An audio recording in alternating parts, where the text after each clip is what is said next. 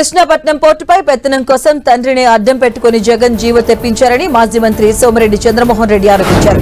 ఏపీకి పోర్టులు, హార్బర్లు చివరికి జట్టీలు రాకుండా చేశాడని విమర్శించారు. టీడీపీ హయాంలోనే రామాయపట్నం పోర్టు, జువలదిన్న హార్బర్లు వచ్చాయన్నారు సోమిరెడ్డి. ఈ నెల 15న జువలదిన్నెలకు వస్తున్నామంటున్న జగన్ ఏమి చెప్పేందుకు వస్తున్నారని సోమిరెడ్డి ప్రశ్నించారు.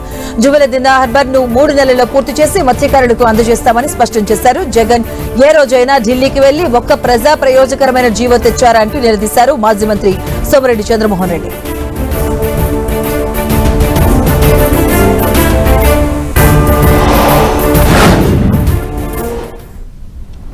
ఎప్పుడన్నా ఒక్కటి ఢిల్లీకి పోయి కేంద్ర ప్రభుత్వం దగ్గర మాట్లాడి ఒక్క ప్రయోజనకరమైన ప్రాజెక్టు ఆంధ్రప్రదేశ్కి తెచ్చినావా జగన్మోహన్ రెడ్డి?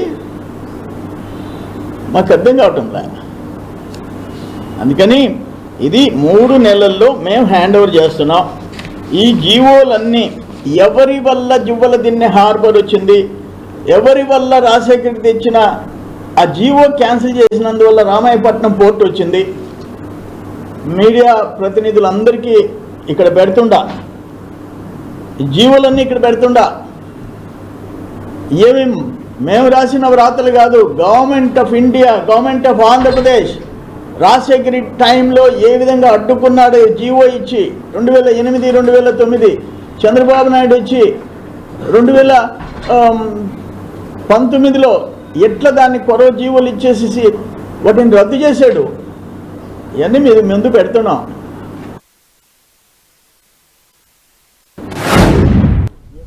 సిద్దిపేట జిల్లా గజ్వేల్ పట్టణంలో అసంపూర్తిగా ఉన్న రింగ్ రోడ్డును స్థానిక బీజేపీ నాయకులతో కలిసి ఎంపీ రఘునందన్ రావు పరిశీలించారు. సీఎం రేవంత్ రెడ్డి నర్మెట్టుకు వచ్చినప్పుడు అసంపూర్తిగా ఉన్న గజ్వేల్ రింగ్ రోడ్డు దుస్థితి గురించి వివరించడం జరిగిందన్నారు ఎంపీ రఘునందన్. దీంతో సమస్యను పరిష్కరిస్తామని సభా వేదికగా సీఎం రేవంత్ కూడా చెప్పారని గుర్తు చేశారు. రింగ్ రోడ్డు పూర్తి కావడానికి 151 మీటర్ల భూసేకరణ పెండింగ్ లో ఉందన్న ఎంపీ రఘునందన్ ఒక రైతును పిలిచి ఒప్పించడంలో అధికారులు మేనమేషాలు లెక్క పెడుతున్నారంటూ విమర్శించారు ఎంపీ.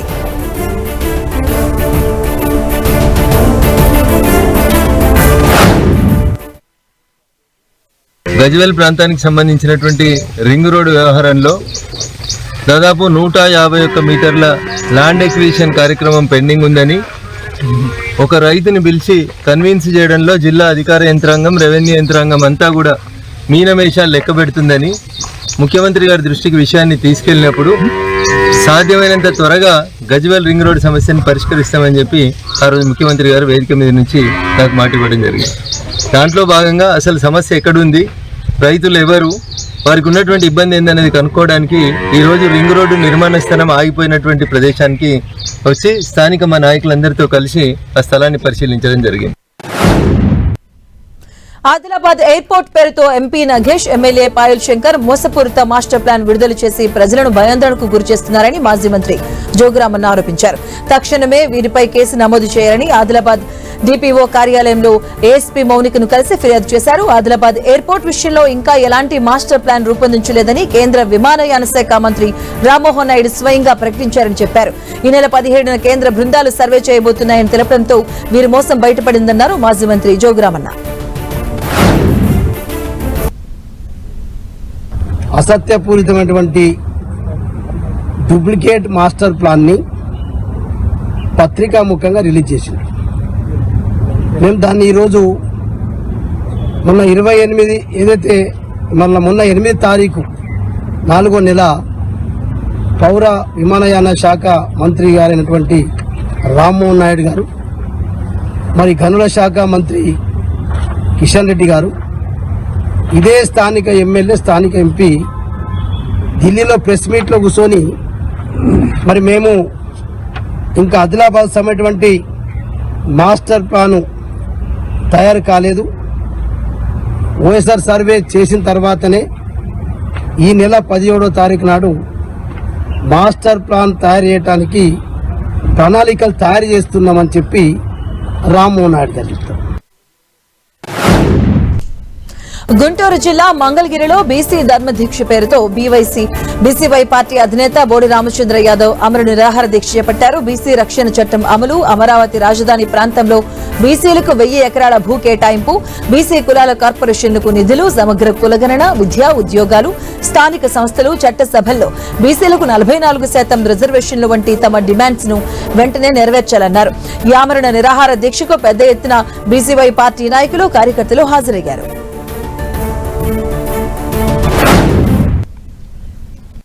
అమరావతి రాజధానిలో బీసీలకు కనీసం 1000 ఎకరాలు కేటాయించాలని చెప్పి డిమాండ్ చేస్తుంటే దీని మీద కనీసం నోరు మెదపడలేదు. ఎందుకు చెప్తున్నానంటే గతంలో హైదరాబాద్ రాజధానిలో 1000 ఎకరాలు ఈ పార్టీలకు, ఈ నాయకులకు కావలసిన వాళ్ళకి, వీళ్ళ సామాజిక వర్గానికి చెందిన వాళ్ళకి 50 రూపాయల లెక్కన, 100 రూపాయల లెక్కన, 99 రూపాయల లెక్కన, 99 పైసల లెక్కన 1000 ఎకరాలు కట్టబెడితే ఈరోజు హైదరాబాద్ లో బీసీల వాటా ఏమి అంటే పూర్తిగా శూన్యమని చెప్పాలి. అలాంటి పరిస్థితి ఆంధ్రప్రదేశ్ నూతన రాజధాని అమరావతిలో బీసీలకు ఆ దుస్థితి రాకూడదు. కాబట్టి ఈరోజు కనీసం 1000 ఎకరాలు కేటాయించమని చెప్పి డిమాండ్ చేస్తున్నాము.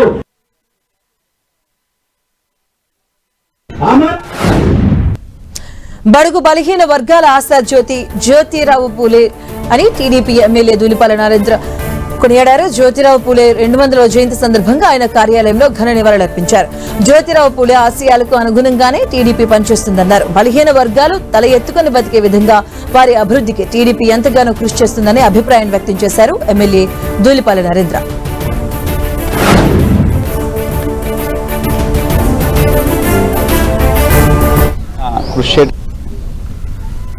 బలహీన వర్గాల యొక్క అభ్యున్నతి కోసం ఆయన కృషి చేయడం జరిగింది. వారికి నివాళులు అర్పించడమే కాదు, ఆయన ఆశయాలను ముందుకు తీసుకువెళ్ళటమే తెలుగుదేశం పార్టీ ప్రభుత్వం యొక్క ఆశయం. దానికి అనుగుణంగా ఇవాళ ఎన్నో కార్యక్రమాలు ఇవాళ ప్రభుత్వం ముందుకు తీసుకొని వెళ్తూ ఉంది. అలాగే ముఖ్యంగా మహిళలు మనం చూసినా కూడా మహిళల్ని ఇవాళ ప్రభుత్వం ఆర్థికంగా ఎదుగుదల కల్పించాలి అనే ఉద్దేశంతో ఇవాళ కార్యక్రమాలు తీసుకొని ముందుకెళ్తా ఉంది. మహిళలకి కుట్టు మిషన్లు కావచ్చు, వాళ్ళు వ్యాపారం చేసుకోవడానికి సహకారాన్ని అందించడం కానీ, డోక్రా ద్వారా వాళ్ళకి వడ్డీ లేని రుణాలు ఇవ్వటం కానీ, తక్కువ వడ్డీతో రుణాలు ఇవ్వటం కానీ, వాళ్ళని ప్రతి ఒక్క కుటుంబం ఆర్థికంగా ప్రతి మహిళ ఎదగాలనే లక్ష్యంతో ఇవాళ ప్రభుత్వం కార్యక్రమాలు తీసుకొని ముందుకెళ్తా ఉంది. ఈ ప్రభుత్వం బలహీన వర్గాలకి తెలుగుదేశం పార్టీ అత్యంత ప్రాధాన్యత ఇవ్వటమే కాదు, ఆ వర్గాల అభ్యున్నతి కోసం నిరంతరం పనిచేస్తుందని చెప్పి కూడా తెలియజేయటం, అదే మేము ఫూలే గారికి ఇచ్చే నివాళని చెప్పి కూడా తెలియజేస్తా ఉన్నాం. ఏలూరులో మహాత్మా జ్యోతిరావు పూలే 200వ జయంతి వేడుకలు ఘనంగా జరిగాయి. నగరంలోని జూట్ మిల్ సెంటర్లో ఉన్న పూలే విగ్రహానికి ఎమ్మెల్యే బడేటి చెంటి పూలమాలలు వేసి నివాళులర్పించారు. సామాజిక సమానత్వం, విద్యా విప్లవానికి పూలే చేస్తున్న సేవలు చిరస్మరణీయమని ఎమ్మెల్యే కొనియాడారు. ఇక అణగారిన వర్గాల అభ్యున్నతికి ఆయన చూపిన మార్గం ఆదర్శనీయమన్నారు ఎమ్మెల్యే బడేటి చెంటి. ఉన్నత భావాలున్న వ్యక్తి ఎవరంటే జ్యోతిరావు పూలే గారు. ఆ రోజున అణగారిన వర్గాల కోసం అనేక పోరాటాలు చేసి సమాజంలో మార్పు రావాలి, ప్రతి ఒక్కరు కూడా కలిసిమెలిసి ఉండాలి అని పోరాటం చేసి, అదే విధంగా ఎవరైతే మహిళలు ఉన్నారో వాళ్ళు కూడా ఇంట్లో నుంచి బయటకు వచ్చి చదువుకోవాలి, ఉద్యోగాలు చేయాలని మొట్టమొదటిసారిగా ఆయన సతీమణిని మరి ఉపాధ్యాయులుగా మరి ఆ రోజున నియమకం చేసి ఉద్యోగం చేసేటట్టుగా చేసి ఒక ఆదర్శమూర్తిగా నిలబడ్డారు. ఈనాటికి కూడా ఇన్ని సంవత్సరాలైనా సరే ఆయన భావాల్ని మనం అందరం కూడా ప్రజల్లోకి తీసుకెళ్లాలనే ఉద్దేశంతో మరి ఎవరైతే ఆయన భావాలను అనుసరిస్తున్నారో అటువంటి నాయకులందరూ కూడా ఆయన జయంతి గాని వర్ధంతి గాని సందర్భంగా అందరూ కూడా ప్రజల్లోకి తీసుకెళ్తానికి చేస్తున్నందుకు వీళ్ళందరినీ కూడా అభినందించడం జరుగుతుంది.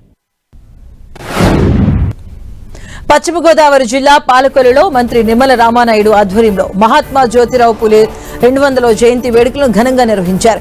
ఈ సందర్భంగా చిరు వ్యాపారులకు తోపుడు బండ్లు, పేద మహిళలకు కుట్టు మిషన్లు ఉచితంగా అందజేశారు.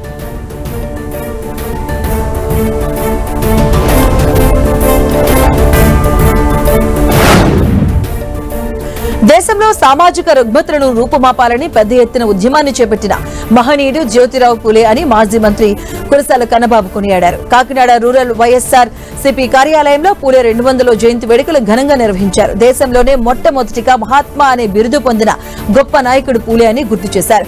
పూలే ఆశయాలను అమలు చేసిన వైఎస్ జగన్ వెంటే తాము ఉంటామన్నారు కురసాల కన్నబాబు.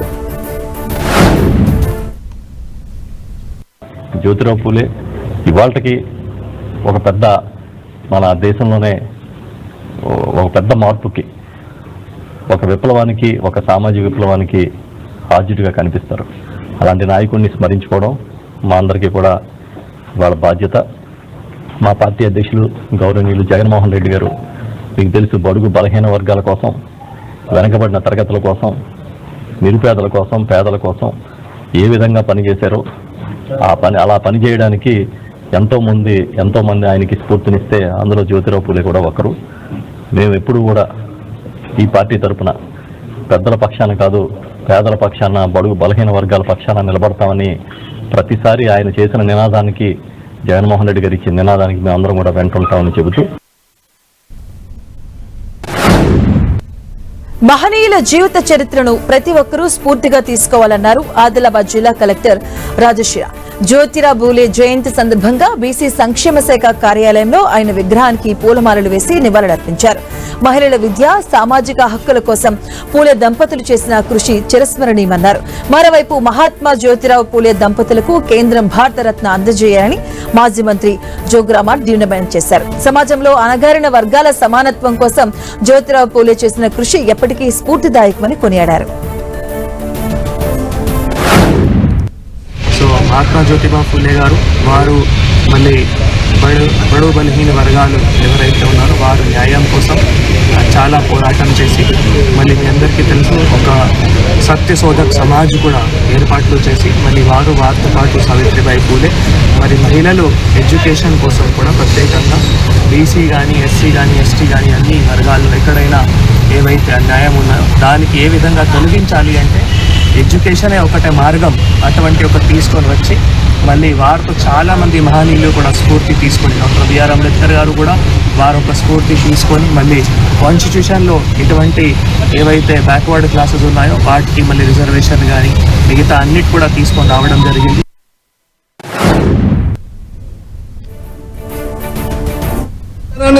తొలగించాలంటే, అంటరానితనాన్ని నిర్మూలించాలంటే ఈ సత్యశోధక సంస్థ ద్వారా అనేక సంస్కరణలు తీసుకొచ్చిన భాగంలో అందరికీ విద్య ఉండాలి. విద్యతోటే నవ సమాజం నిర్మాణం జరుగుతుంది. విద్య వల్లనే అందరికీ సమానటువంటి అవకాశాలు దొరుకుతున్నటువంటి ఒక గొప్ప ఉద్దేశంతో మరి మహాత్మా జ్యోతిబా పూలే గారు, మరి సతీమణి ఏదైతే సావిత్రిబాయి గారు, వాళ్ళిద్దరి దంపతుల యొక్క ఆశయం ఒకటే.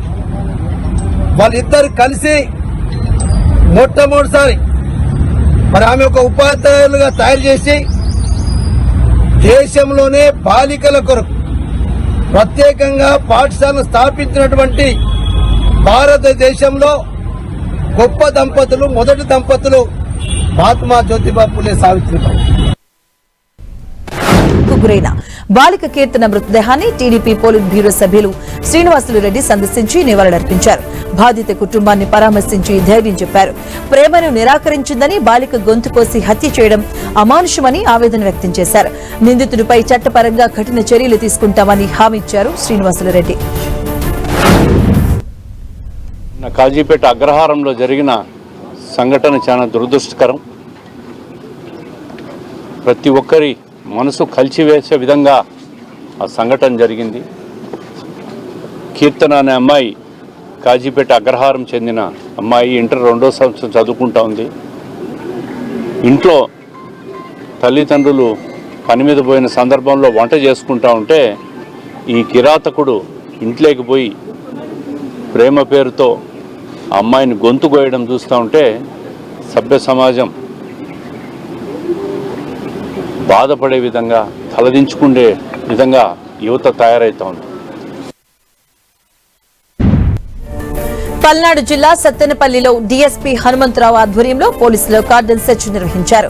నాగన్నకుంట యానాది కాలనీలో ఇంటింటికి తిరిగి బైక్లు, కార్లకు సంబంధించిన పత్రాలు చెక్ చేశారు. సరైన పత్రాలు లేని 32 బైక్లు, ఒక కారు, ఆటోను స్వాధీనం చేసుకున్నారు. పలు ప్రాంతాల్లో యువకులు గంజాయి తాగుతున్నట్లు తమకు సమాచారం అందిందని, అటువంటి వారిపై చట్టపరంగా కఠిన చర్యలు తీసుకుంటామని హెచ్చరించారు DSP Hanumantharao. Coming elections, municipal election ఉంది రేపు పెద్దపల్లి టౌన్లో. ఎలాంటి గొడవలు జరగకుండా ప్రజల్ని అవేర్ చేసేదానికోసం, ప్లస్ ఇళ్లలో ఏదైనా వెపన్స్ అలాంటివి ఏమైనా పెట్టుకుంటారన్న ఉద్దేశంతో సెర్చ్ చేయడం జరుగుతూ ఉంది. అందులో భాగంగానే ఈరోజు కార్నర్ సెర్చ్ ఆపరేషన్ చేయడం జరిగింది. ఈ సెర్చ్లో భాగంగా మా సిబ్బంది ప్రతి ఇల్లు తనిఖీ చేయడం జరిగింది. తనిఖీలో భాగంగా సుమారు 32 రికార్డ్లెస్ కనబడేటువంటి వెహికల్స్, అలాగే ఒక కారు, ఒక ఆటో మొత్తం సీజ్ చేయడం జరిగింది. రంగారెడ్డి జిల్లా వనస్థేపురం శారదానగర్ లో దొంగలు బీభత్సం సృష్టించారు. పంచముఖ హనుమాన్ దేవాలయంలోని గ్యాస్ సిలిండర్లను ఎత్తుకెళ్లారు.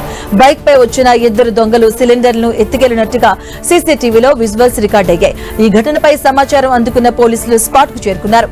ఆలయాన్ని పరిశీలించి కమిటీ సభ్యుల ఫిర్యాదుతో కేసు నమోదు చేసి దర్యాప్తు చేపట్టారు.